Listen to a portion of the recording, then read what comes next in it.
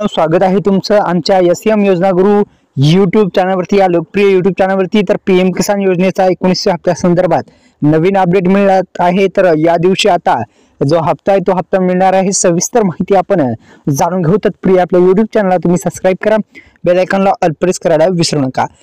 PM किसान महासन्मान निधी योजनेअंतर्गत देण्यात येणारा 19वा हप्ता, या 19व्या हप्त्याची रक्कम थेट शेतकऱ्यांच्या बँक खात्यामध्ये डीबीटी मार्फत देण्यात येत असते। एकंदरीत दरवर्षी शेतकऱ्यांना 6,000 रुपयाची आर्थिक मदत देत असते। ही रक्कम थेट लाभदारी हस्तांतरण डीबीटी मार्फत मी सांगितल्याप्रमाणे देतात 3 समान हप्त्यांमध्ये थेट शेतकऱ्यांच्या बँक खात्यात जमा केले जातात, पाठवले जातात।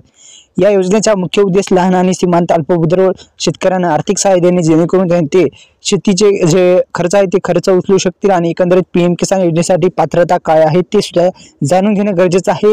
कोण अपात्र ठरणार आहे, कोण पात्र ठरणार आहे आणि 19 हप्ता कोणकोणत्या शेतकरी बांधवांना मिळणार आहे, थोडक्यात आपण जाणून घेऊ।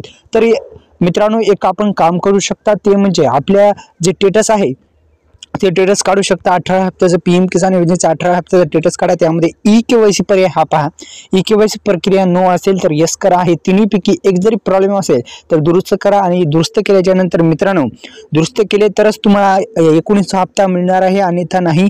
तर मित्रांनो, आपण काय करू शकता, ई-केवायसी प्रक्रिया पूर्ण करा। आधार सेटिंग स्टेटस जे आहे ते यस करून घ्या, आणि लँड सेटिंग स्टेटस मध्ये जमिनीचा प्रॉब्लेम जर नो असेल तर ते पण यस करून घ्या, जेणेकरून तुम्हाला येणारा 19 हप्ता तुमच्या खात्यामध्ये योग्यरित्या जमा होऊ शकतो।